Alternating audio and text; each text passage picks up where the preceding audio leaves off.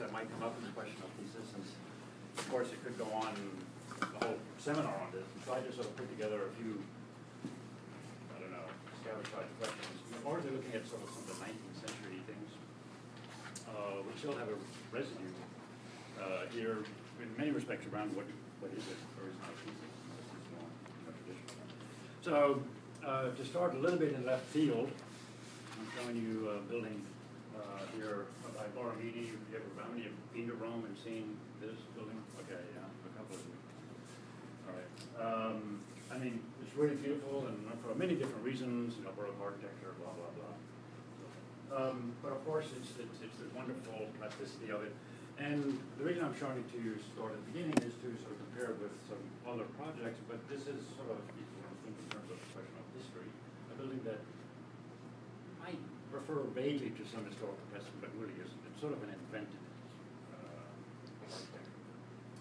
And sort of, in that sense, completely unbelievably beautiful.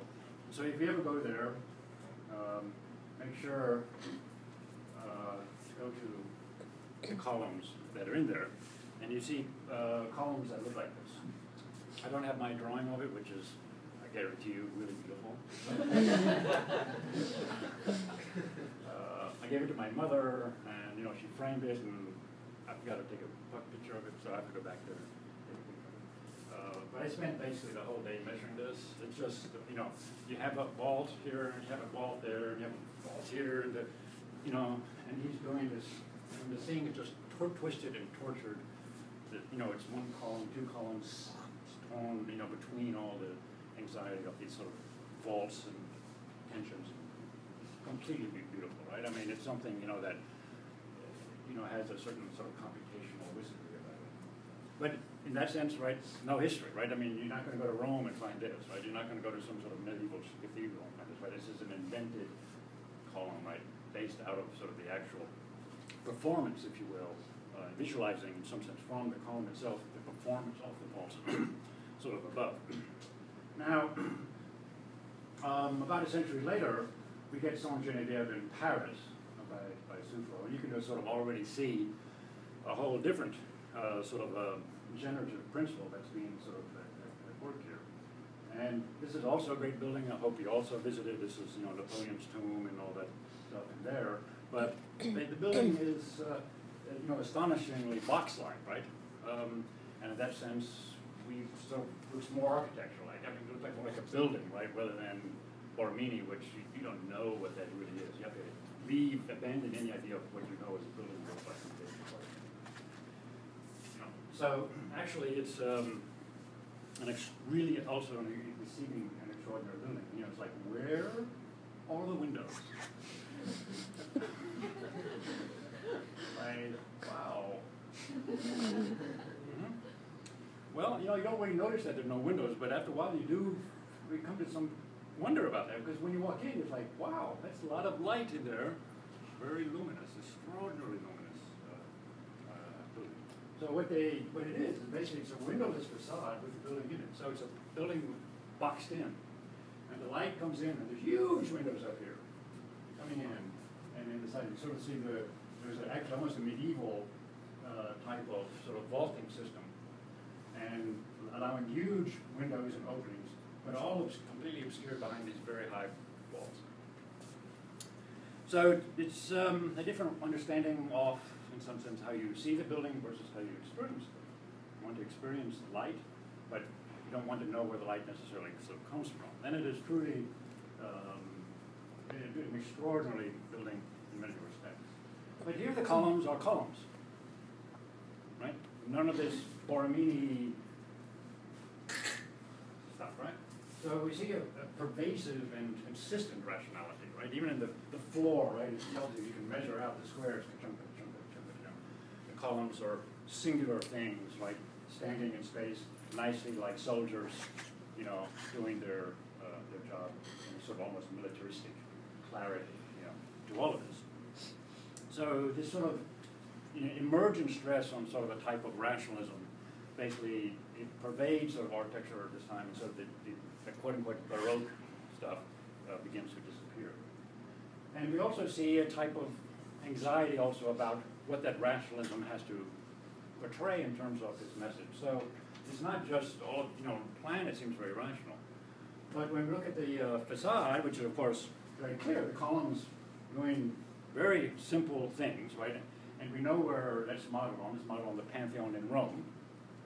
Very obviously, right? This is called the Pantheon in Paris for a reason, to reflect on the Pantheon in Rome, right?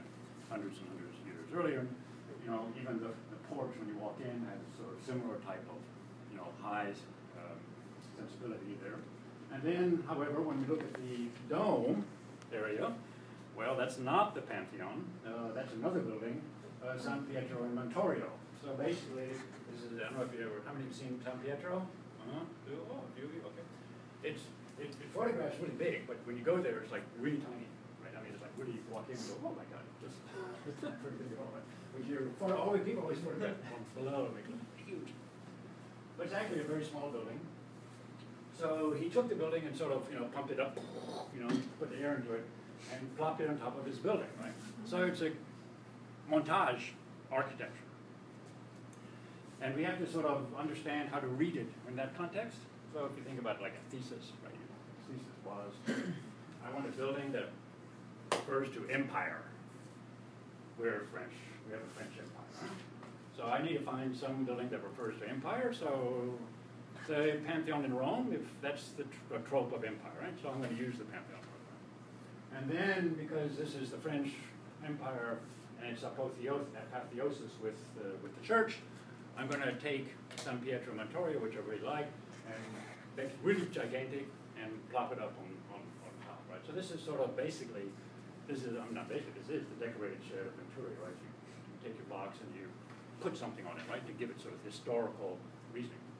Now, of course, the problem is today we don't do our homework. We just see this as neoclassical and, boring. It's just history for, someone's history class, right? But basically, this would be modernism at that time, right? How to take a box and then invest it with certain messages. Right? And, this was sort of, going sort of a project of the neoclassical world. Now, another sort of historical factor comes in, which is Napoleon. And Napoleon takes over Europe and tries to make a EU or EN, I guess, European, a unified project of Europe. And as a result, he has a lot of territory, and he wants to put his stamp on it. So he creates a school of architecture, Polytechnique, École Centrale de Travail, and then sort of it's a military extension of the military. So you go into Italy, and then he brings behind him his engineers, and they bring roads and all these things, right? And they also got to bring law courts and public buildings and so forth as a stamp of a Napoleonic understanding of the world. So the architects in those days are far few in between, and they're all very fussy and ornery types. So you want to make a school where they're engineers, and you teach the engineers a little architecture, and then they go out and build buildings, right? It's much more reasonable, right? But the engineers aren't going to make Borromini walls, right? They want columns to look like a column, right? Because it's a column, right? So the engineers actually become, in some sense, this sort of new norm, and the head behind this is a guy called Duron, who had huge impact on architectural education throughout the 19th century. And he wrote a treatise that was called the Précis de la Leçon d'Architecture, which was the manual for architectural education through most of the 19th century. In the manual, he sort of says, well, you start with a square or a circle. You put some lines. It doesn't matter. I don't care this. I don't care that. I don't care. Well, you decide. Just put graph paper, and then put some lines, and then wherever there's an intersection, you put a column. Right? It's pretty simple. So you can start making boxes, right? And then you put your walls or columns. Walls or columns doesn't really matter. It's all you. These are the two things you do, right? Architecturally, a straight wall or a dot. Right? There are no bends, no curves, no crunches. No complexity, just get. And you can begin to now create all sorts of things, that actually wind up looking pretty complicated, but basically built around one principle, which is a linear wall and a dot for a column. And then you can create walls and arches, right? You can arch it this way or that way, but that's it. No buttresses, no strange things outside, particularly, right? So it's a highly rational type of architecture. So you can understand, if you're an engineer, you can plop out a building like this in 10 minutes, right? You want to make a school, okay, let's start with a square, put some lines, you need 10 rooms, 5 rooms on the side, a little axis in the center, some dots and squares. I'm done. Literally, it might take 10 minutes at a time. So, and then, or if I'm really an idiot, I might go to his, book and just say, that's fun, that's good, let's build that. I don't even have to think about it. So it gives you, the prototypes. Dozens and dozens of these, right? So that any idiot can make a relatively reasonable type of building. So this becomes, if you will, a type of sort of strategic model of how to sort of produce architecture out of sort of a rational project. And it's sort of, in a sense, sort of thesis-less, because you can sort of pick one. You can sort of say, well, I've got $5,000, $1 million, and I'll do this. And $500,000 will do that. I can add up all my dots and all my walls and come up with a very easy price scheme, right? So if my budget is this, then you get that. If my budget is this, you can get this. So it truly becomes sort of a menu, sort of a point and design type of operation. And you can make bigger ones, smaller ones, infinite variety practically, right, of sort of architecture, right? And round ones, square ones, you can add some round ones. And he, of course, invents a few for this round one theory. He shows, if you will, the soufflot building, which comes before him, right, as a model of this rational type of architecture. But he's not showing you the historical argument that I just sort of mentioned, right? Because he doesn't care about that. He doesn't want to befuddle your mind with, is it Roman, is it French? These history questions are completely irrelevant to all of this, right? It's sort of imposing these sort of issues. So it's a truly astonishing type of architecture that sort of emerges out of here. And this is some computer modeling of that round building that he designed in his course book. And sort of just really a fabulous structure. And this is sort of the soufflot building that he admires so much as a sort of a predecessor to his way of thinking, right? And this is a person who sort of made these sort of fantastic volumetric drawings, or here with the round building, sort of analyze sort of the rotational geometries that are at play. So it's about geometry, simplification of the formal language, but through the multiplication, coming up with a plethora of potentially rich and interesting solutions. I went to a project. There's a professor at Harvard, or she used to teach there, and I remember this was maybe 5 years ago. Mark, you might know who this is, and she's a sort of computer architecture person, and she showed like 25 variants of something. What is this? But this the computer Greek Ingeborg, right? No, it wasn't Ingeborg. No. No. Well, it might come to you. And then she sort of showed, she said, I did this computer analysis, and then it gave me, I don't know, it wasn't even more than 25, I know it was dozens and dozens of options. And then she sort of picked one, and that was it, right? It was literally Durand still active, if you will, in certain sort of academic sort of circles, right? So this is not a dead thing. In other words, it was sort of all about not necessarily randomness, but computer-generated planimetrics, and then I just pick one of those. So all of them are beautiful, but I can't build 100 schools, right? I can only build the one. And so I picked the one that I like the best. So this is sort of very much sort of a Durand sort of idea of a sort of a anti-individualism project, right? So Durand didn't want the individuality of the architect to shine through in any of this, right? He didn't trust individuals, right, to come up with design, right? Or if it was to design, it was too idiosyncratic to meet the standards of the building industry, of production and so forth, right? If you had to make a crazy, crunchy column like Borromini, I mean, you got to hire some high-priced stonemasons from Italy, right? You know, you couldn't do just a sawmill architecture, right? You know, we're just, you know, grinding out columns, you know, by the kilometer, right? So, you know, this was sort of the big breakthrough, if you will, into sort of architectural education in the early 19th century. Now, the fascinating thing about this is that what happened was, because you had engineers building buildings with no sensitivity really to what happened after it was done, right? They built the thing and then they walked away. So this was allowed and created an opening about the stuff that goes into the buildings, right? The interiors. So today we have a discipline called interior design, which I'm sure none of you would dare think about. It's taught in other schools, you know, in the commuter schools and, you know, the computer thing. But interior design, right, started basically precisely in the same time as Durand, when the engineers were doing one thing and leaving the building sort of empty and naked.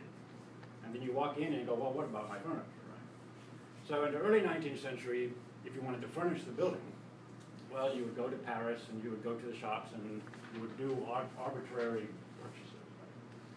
But in the early 19th century, a few architects realized that that's really not going to be very good either, right? So let's do sort of the Durand for furniture. Right? So let's make, if you will, the idea that the interior is itself one thing. You don't buy one settee here and a couch there and something here and something there. It all has to be one sort of mental project. So we see the emergence of this idea of the well-appointed room and of the whole discipline of interior design that we still have today.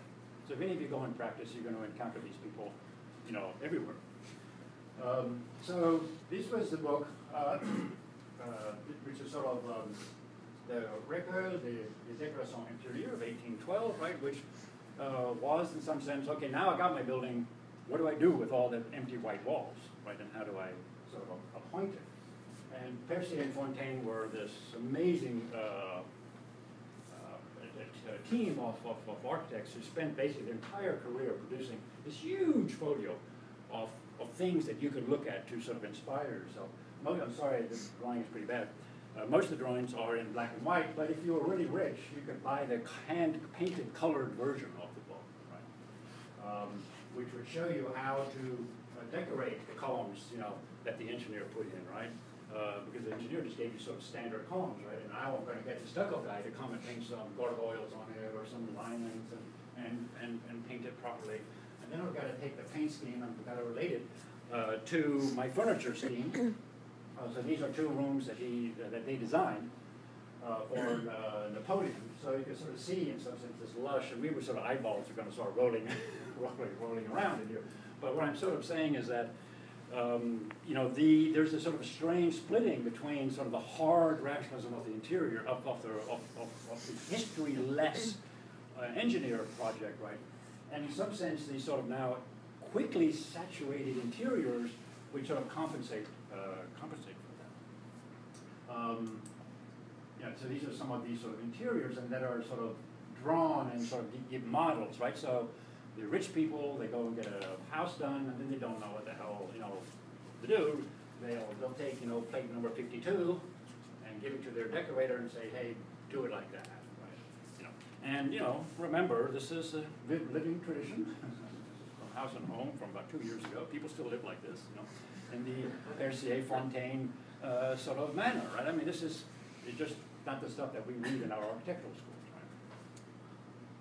But I'm just sort of saying that in some sense there's the splitting of architecture into sort of two disciplines of sort of an engineering, anti-historical, anti-individualistic rationalism that sort of collapses then into a sort of a hyper-individualistic, sort of almost sort of sensualist, capitalistically oriented, purchase-oriented, commodity-oriented interiors.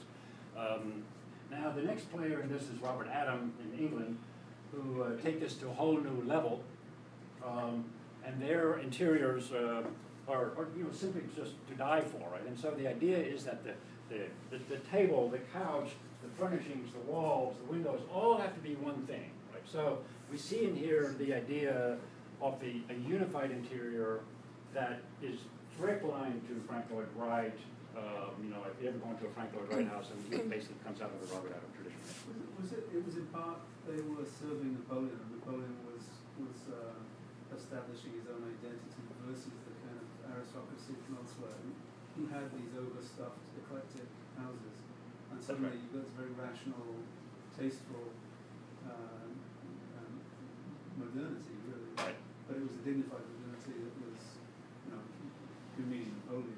Right, that's right, yes. And, well, Napoleon, yes, right, Napoleon, in other words, it was sort of in this Napoleonic, set the tone for Percy and Fontaine that I want my interiors to represent me in a particular way.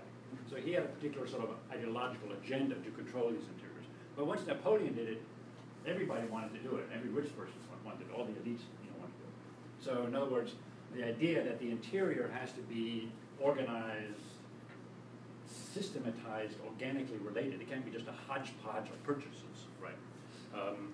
And that ethos, you know, and if anybody been to the Green and Greenhouse in California? No? Yeah, okay. Gotta go. I mean, yeah, just gorgeous, right? But, you know, they designed the curtain, the carpets, they designed the doorknobs, they designed everything except, you know, the lavatories, right? I mean, and after a while, and for me, I mean, I just like go freak out at it. You know? I mean, you want to go like, you know, everybody notices, you know, just like, you know. Well, this comes out of that strange sort of, almost sort of dialectic between sort of the architect on one hand, just uninterested in the interior, and then leaving the gap open for the interior as a sort of theoretical question. So these are sort of the Robert Adams, where everything is designed by them. I mean, you know, literally everything. So the Adams sort of work and have to be sort of related, if you will, you know, to this sort of project which sort of opens up in the sort of the evacuation in the sort of architectural education of architecture and its insides, and then they attempt to sort of glue it together. So you know, so their argument was that buildings, you know, are not just sort of empty shells that are then inhabited by interiors, right? But the shell and the building and all this has to be one sort of body. So their you know, main piece is Thesis Hall, which is unbelievably beautiful. So they still, you know, you can still see the rationalism of the columns. The columns are clean, but they're porphyry. They're just already like really already sort of elegant and really beautiful, right? And you can see the pervading rationalism of all of this. But clearly now with the color scheme, and there's a sort of a soft, you know, etherealness to this, right? The muted colors, you know, the floor design, everything is sort of surfaced in a particular way. And then you look into another room, and the other room is completely different. So you go from room to room, and each room has a different character. So the next room, the one that we're seeing now, is sort of, you know, a little bit more, you know, sort of stiffer, almost, you know, more formal. The walls are wider, it's almost more modern, right? You can sort of almost, you know, see it like a modern view. The pilasters are a little thinner, right? And then we go from there into, you know, these rooms where the Persian carpet and the ornamentation of the walls are sort of like the same. Even the couches, right, are almost like wallpaper, right? Like sitting on folded sort of wallpaper. And everything is sort of surfaced in a particular way. Then sort of softer, you know. And each of these rooms will have a different character. There'll be the red room, the orange room, the Chinese room, with, you know, with the lacquer stuff, and there'll be, you know, each room will have its own sensibilities, with its own paintings, and own painting scheme, and so forth and so on. Well, all of this, in some sense, comes to a head by the middle of the 19th century to something that's generally called the Beaux-Arts. Beaux-Arts was a school in Paris that was sort of the main place to go for young architects at the time. And there's also a style. So it's a school and a style, right, at the same time, the Beaux-Arts style. And the students produced these sort of drop-dead, gorgeous sections, which were trying to resolve the problem of the early 19th century, which was sort of the sort of radical rationalism of plan and the problem of the interior. So the Beaux-Arts sort of made it sort of famousness, so to speak, claim around so solving these two things together, right? Getting these things back into the system, right? So the section is meant to sort of give you, if you will, the sense of how the interior works, how its coloration works, how the lighting works, how the flow from room to room works, right? And the plans, however, will still have to be, if you will, rational. But now they're sort of fused in a particular way. So one of the great examples is the Paris Opera by Garnier. This is the building itself. I'll just show you a picture of Garnier. I just love the. Wow. Now, there must have been some good fights. So this is gets to the question of the Beaux-Arts itself and how its pedagogy was worked, because this is a son of a bricklayer. Now, in the 18th century, architects were the sons of gentlemen, because the idea was if your father was a gentleman, a rich person living on the land, and you were his son, and you didn't really have too much to do. I mean, you know, you're not going to work on the farm. I mean, you know, you have guys do that, right? I mean, you've seen Downton Abbey, right? I mean, you know, they're walking around all day long, eating and talking, and they're not doing any labor, right? So they get a little bored. So they say, oh, I'll study architecture. So they go off and study some architecture and business. So the Beaux-Arts with the Napoleonic was trying to undercut that very sort of elitist tradition. And it said, if you're an engineer, I don't care if your father is this or your father is that. If you can draw these plans and put some dots on it, you're good enough, right? So the whole Beaux-Arts tradition was based around a sort of meritocracy, that anyone could become an engineer, right? And it opened up a whole avenue towards what we today would call professionalization, which was based on the merits of your performance, not on your ontological identity. And so this was an important value that came out of this sort of engineering world view, right? And the Beaux-Arts. So this is a classic example, in fact, sort of one of the prime examples, right? There's a son of a bricklayer who, in England, would never, ever, ever have made it into an architectural field, right? But in France, given the predilection towards these sort of engineering world views, rose to become a big star, right? And eventually was commissioned, you know, one of the most important buildings in all of Haussmann's Paris. So there's a lot to be said for this program. And, you know, his job was masterfully done, right? So the interior, I mean, there's not a single modern building that could even possibly match just the feeling of walking into this building, right, where you're just floating, sliding. I don't know, I mean, it's just, I mean, you have to go there to sort of experience that thing. Now, the building itself, in that way, is not his post. It looks back to that historical moment. So how to read the building? Well, he obviously is taking pieces from Michelangelo. Who would not want to copy something from Michelangelo, right? So he takes this piece, you see, and puts it there. And then he takes from Bramante, who could not like Bramante, and puts it on the ground floor. And then from the Louvre, East Louvre, he takes the double columns and puts them up there and fuses them with the Michelangelo. So it's basically a building that you have to know a lot of architectural history. And there's more. This is just the three most important. But there are other references to Bernini, the windows, and so forth. Right? So he's basically taking bits and pieces of architectural vocabulary, magically with a wand, putting them all together. So when you look at the building, you hardly think of it as a montage, right? It looks like done. It looks like one thing, right? But architects can begin to read into it a whole history of architecture. So the building is, in some sense, we call it sort of historicism, which is really the modernists poo-poo, right, of all of this stuff. But modernists come in and say, oh my God, this is just decorative garbage, right?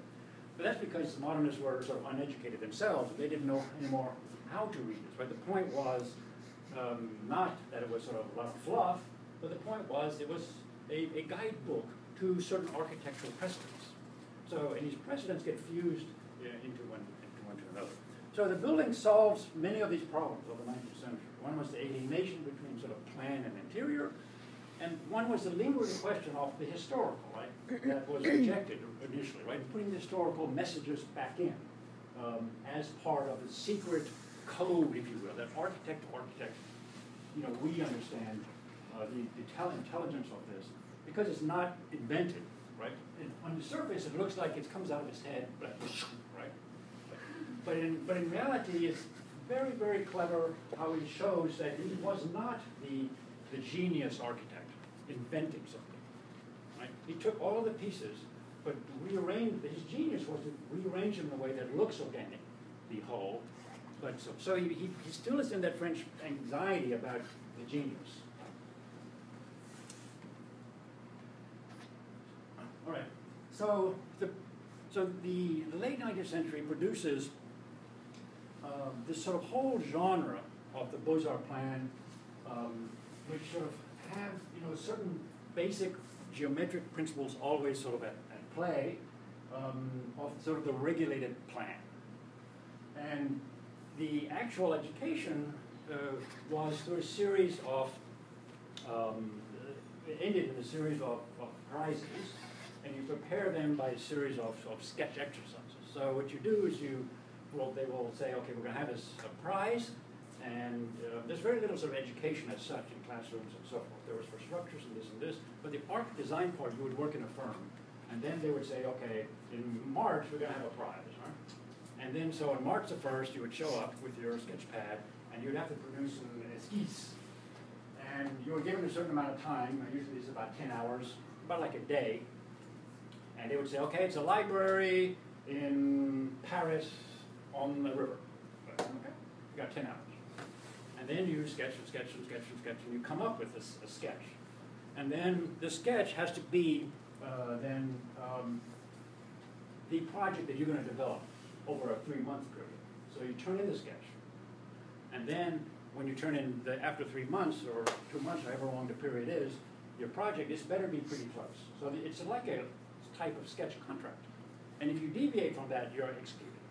So it values, in some sense, your capacity to solve all of these problems I'm talking about in a very quick time. And then in the last second, because architects never do anything on time, they have to bring the class, the judging starts at 8 o'clock in the morning.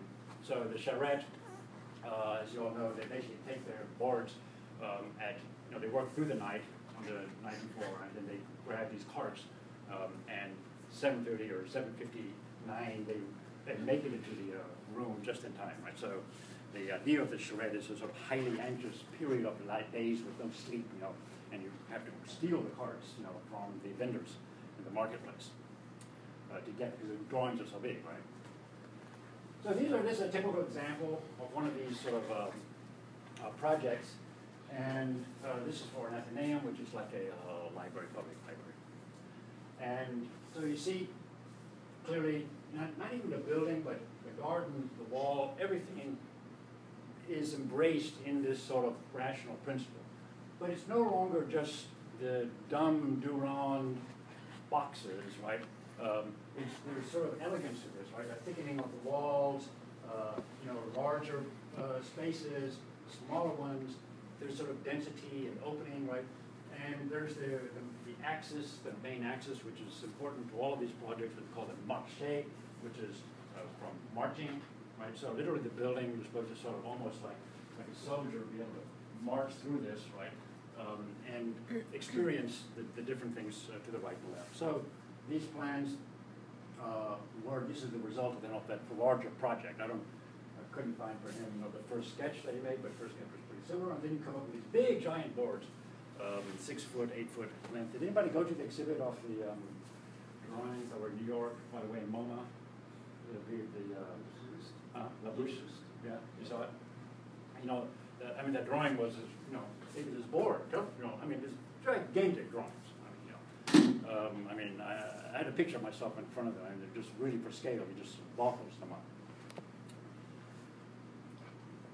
So the culmination of this was the Prix de Rome. So it was sort of, in some sense, the thesis was sort of, if you will, if you can call it that, was sort of split between the esquisse, which was your sort of take on it, and then the working through. Now, of course, when my experience here in the thesis project in here is we have pre-thesis, and then there comes a summer or a period of time in the AAP, right? So then comes summertime and nothing happens, right? And then comes the first day of thesis with the student, right? The committee meets and we're talking. But a thesis really doesn't come together until like November at best. Despite Mark's effort, a pre-thesis here, so hopefully it'll be much improved. But sometime like November 15th, you got 4 weeks left, and then you go, oh my God, now I know what your thesis is. Because you're always asking, what's your thesis? And it's like, oh.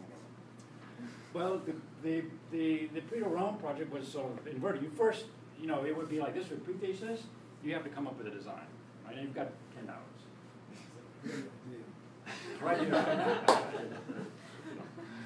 All right, and then the semester you're going to work on that design, right? And that's it. If you screw up on in your first esquisse, you're pretty much screwed up, right? Now, but it was very, it's a great way to challenge students, to both think rapidly and think consistently, I would say, right? Because even if you have a bad initial project, you could probably make it improve it in particular. But you can sort of see why the advantage of a certain type of rationalism helps, right?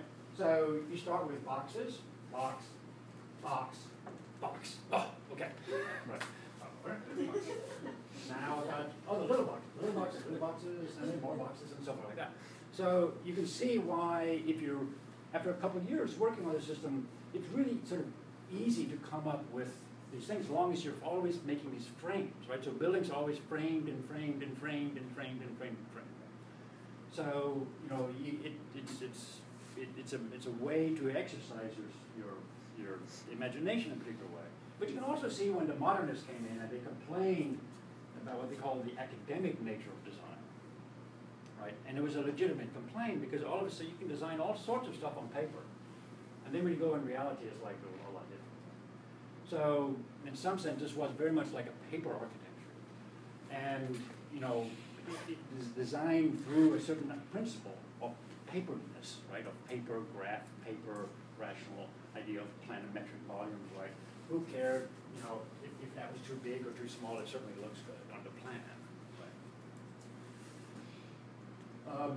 But the MIT had the head of the department was William Robert Ware, and he went to Paris and bought tons of these drawings, to student models of how to make these drawings.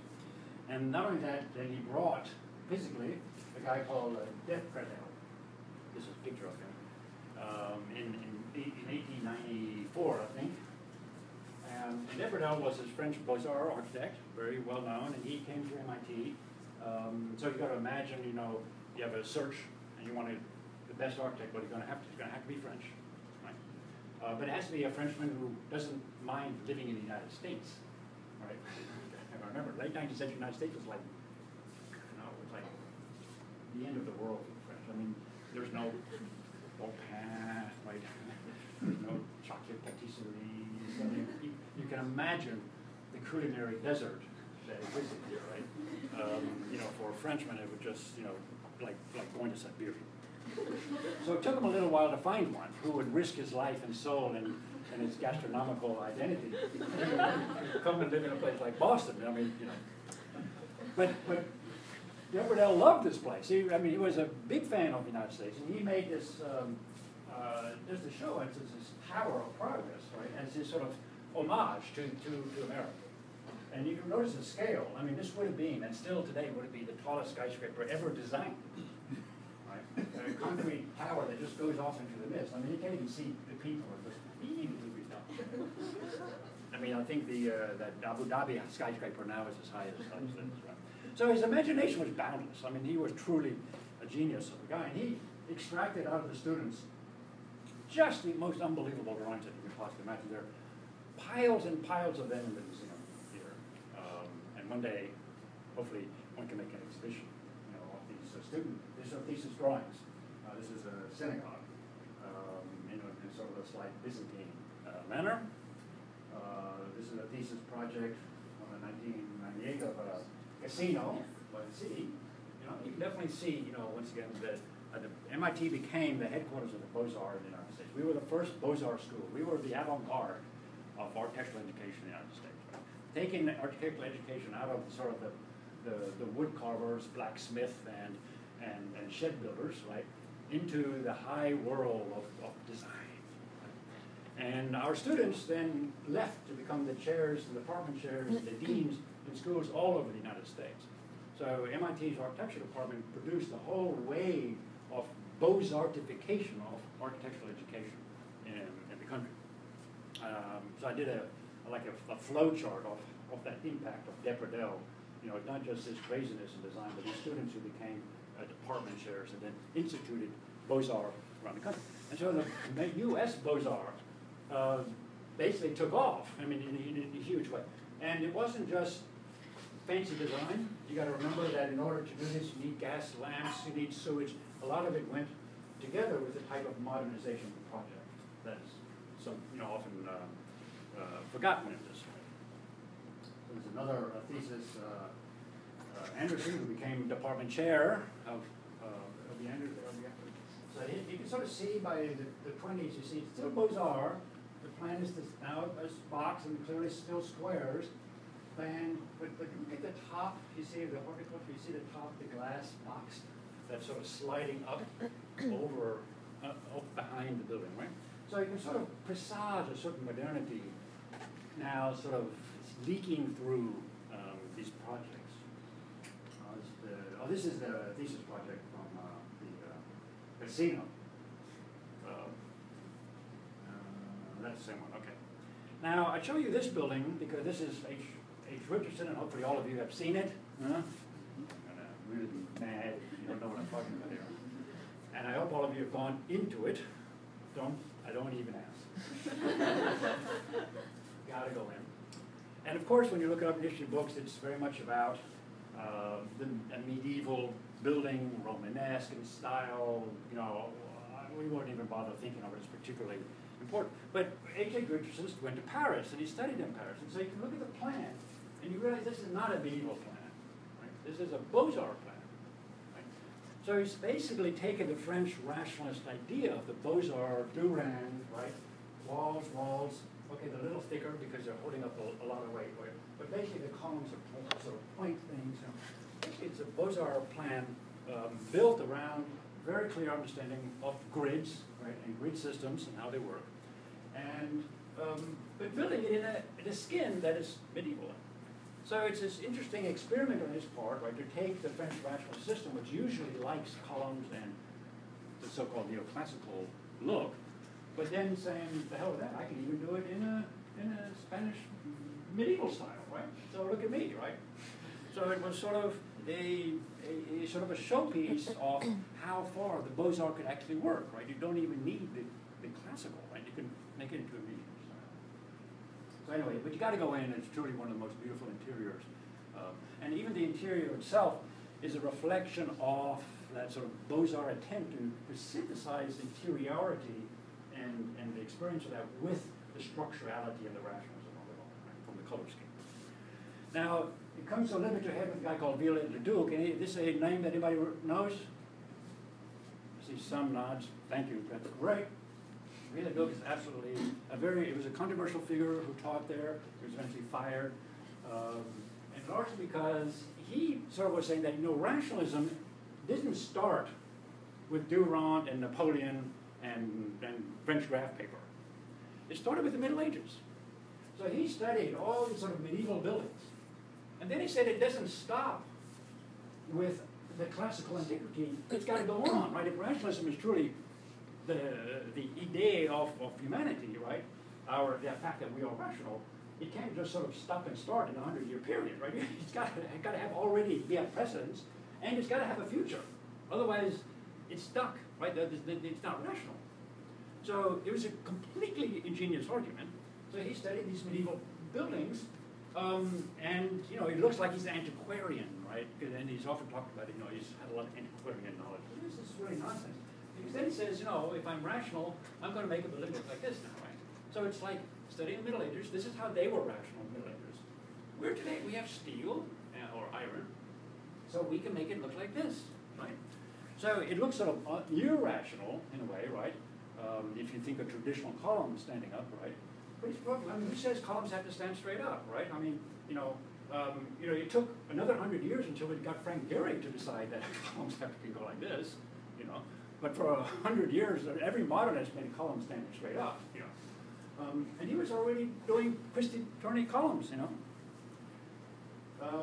So he studied, you know, Byzantine architecture. He said, if I'm doing a Byzantine church, hey, it's really great. The Byzantines love strange things, so I'm going to make, you know, sideways slanting columns. The guy was a genius. I mean, there's no doubt about it, and very controversial. You know, eventually they took him out of the school because they were just, it was too much really speaking a different sort of theoretical position. So really, in some sense, he was the person who potentially could have transitioned into a modern project had not the Germans sort of co-opted the whole discourse and then did what they had to do for modernism. But he was already so clearly thinking it's 1877. I just imagine, had he been much more successful and had his argument, in some sense, gone forward. Now, one place where you can sort of experience a little bit of what I'm talking about here is this building in which we're standing.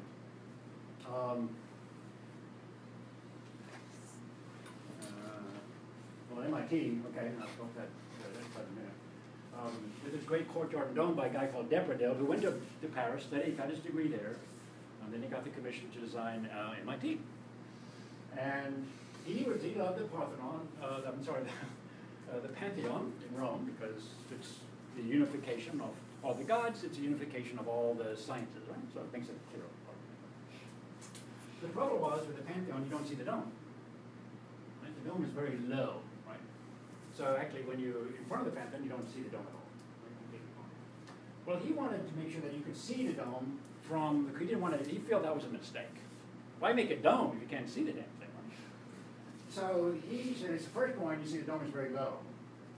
And then he built this model, and the model had a little crank at the bottom, which he could crank up the dome. And he put the camera here, and you can't see the mechanism behind the model, right? But there, it's there, because we have a picture of it. And then he put this with the camera there, what you would see so that the dome would just sort of right. So when you go to the back of the dome, you see that he elevated it a big chunk. And it really looks really ugly, like a dome sitting on this tube. I mean, compared to the original. So he sort of manipulated the visuality sort of to make the dome part of the message. If you can't see the dome, you don't get the message. And there's no sense to have the Pantheon talk about the unity of sciences if you can't see the damn thing. So he put it up in this big tube in order to solve that. And then he wanted you to know, because you're all architects, that this is a place about learning. And what is the goddess of learning but Athena, or Minerva, right? So he decided that he liked two buildings in particular. One was the Erechtheion. This is in Athens. Have you ever, anybody seen the Erechtheion? Well, yeah. Okay. You got to go to Athens. You got to see the Parthenon. And next to the Parthenon is this other building. And you look at the base here, and you know, hopefully you pass these columns, you know, so many hundreds of times you hardly ever look at them. But this is my drawing, and you can't really, I'm sorry, you can't see the MIT version. But the MIT version is almost identical to the Erechtheion. But the top of the Erechtheion is very, it's ionic, but it's very ornamental. And he thought that was too ornamental for engineers. Engineers don't want cutesy stuff. But he wanted it Athena, right? But not cutesy. It's sort of stoic or somber Athena, right? Not the fluffy fluff. So he picked a different temple, which is in Priena, which is in Turkey, the Temple of Athena there, and you can look at that, and that looks like pretty much the columns that you see on Building 3 Building 7 when you're wandering around, right? So this is sort of the Erechtheion, this is the Athena column, which is that base, which you could recognize instantly is not MIT. So he took two buildings, the base of one, the top of the other, hybridized them together, right, to produce sort of a new MIT order, which is based on sort of the Erechtheion in one building, the Temple of Athena in another, right, which is a sort of a cleaner order, right? This was clean at the bottom but messy on top. This was clean on top but messy below, right? So he wanted the uber clean, right? So he did a building that doesn't exist, right? And this is once again, the inventiveness of the history that we sort of forget a little bit. Yeah, so this is point here, and then, yeah, so just to compare, right? So, I guess in a little bit my little conclusion all this was, throughout the 19th century, and in the question of Beaux-Arts, there was the lingering issue of the historical message. How architects deal with the architectural history question. What is the meaning of history?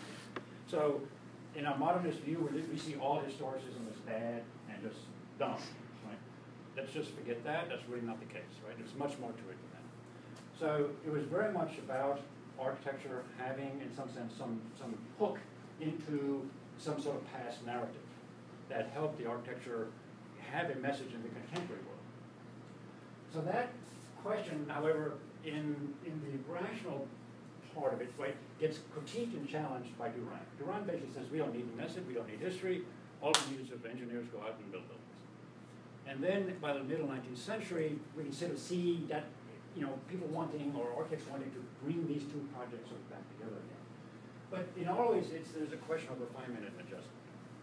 It's never simply imitating something, or very rarely just sort of, I mean, you have a few of those, the Parthenon in Nashville or whatever, you have a few of those. But the better projects are the ones that where you see the architect trying to refashion something in a way that makes sense in the context or given certain types of programs. So the tension, however, between the engineering aspect and the architecture aspect is a sort of one that sort of always has worked out in architecture. And if any of you come from places not in the United States, you know that many architecture schools or in schools of engineering, or engineers become architects. So this is still the legacy, if you will, of sort of a 19th century worldview that actually got supported by modernism. Because then when modernism sort of came on, you had engineering projects. And the engineers were the ones who were building the roads and the bridges, and so, oh, by the way, build a school, right? So it was sort of the engineering which was already oriented towards professional practices. They knew how to build things, they knew how to get things done. And they're the ones in many places in the world who are sort of still in charge of sort of architecture in some sense. So the Beaux-Arts sort of, you know, in some sense, try to solve this in different ways, right? And ultimately in the United States, because there was no resistance in the United States. You know, when the Beaux-Arts came into the U.S., it was tabula rasa. Architectural education was like, well, you know, just some builders. So there was no resistance to that. So the architectural education entered into the world of sort of we might call design or architecture schools, not through engineering. So that produced a whole different, it sort of flipped the Beaux-Arts project. So whereas the Beaux-Arts was sort of connected, if you will, to an engineering mentality, by the time it came to the United States, the engineering mentality was erased and it went into the architecture schools. And it became sort of more, if you will, about a culture of designing per se, and the engineering came later. So you would, afterwards you finish a building, you would go to the engineer and say, "Hey, can you make it?" And that's still what you do today. I mean, that's what all of you are going to do, unless you have some ETH. So okay, I'm done. Would it be of interest to you to say something about Bauhaus on a separate occasion, and just sort of the transition from Beaux-Arts to Bauhaus? Mm-hmm. You don't have to do it now, but perhaps there's something else you might talk about. I can do another little spiel. Because you can sort of see, if you're sort of Bauhaus, how irritating this is, right? And you know how incredibly magical it is to have a machine and laser cut your own products, you know, and not have to do grids and that type of stuff. Right? And also, you know, it brings in, it braced the question of industry itself, you know, type of industrial production that this doesn't. I mean, these weren't against it. I mean, if you could have shown the construction picture of the Paris Opera. It denied it. I mean, it's a steel building. I mean, it's a gorgeous steel building, right? But you wouldn't know it. Lobby 7 is a steel building. Gorgeous steel building, but you wouldn't know it. Obviously, with Durand people, the notion of thesis really gets sort of as an original argument, a piece of sort of invention almost. It gets squished by the dominant kind of modality of production and engineering. That's right. And then Beaux-Arts starts sort of wrestling that back, but it's still, it's a very strange formula of coming up with an esquisse. So that's your chance to put forward your argument. And then you just have to shut your mouth and get on with it. That's right, yeah. And again, it's still very much couched in the argument of production. And it seems very different than the tradition of academic thesis in most disciplines. It's a very kind of constrained manner of production. And maybe that's the question I'd love to take up into the Beaux-Arts onwards, and the way you think that's gone. Also, I mean, yeah, because functionalism, right, opens up the interrogation of the plan that the Beaux-Arts just doesn't, in a way. But it interrogates the plan differently. But when you do functionalism, you got to say, okay, I need so many square meters of this and so many square of that of the wall, right? And I have to figure out how it all works, right? I'm not taking some sort of predetermined model. So then the argument becomes much closer to the planimetric sort of solution, whereas Beaux-Arts is never a sort of solution to it. Right? You make a Beaux-Arts building with for a library, it could be much too much library workspaces, or not enough. It was never like I need so many square feet. Thank you. Great. But look,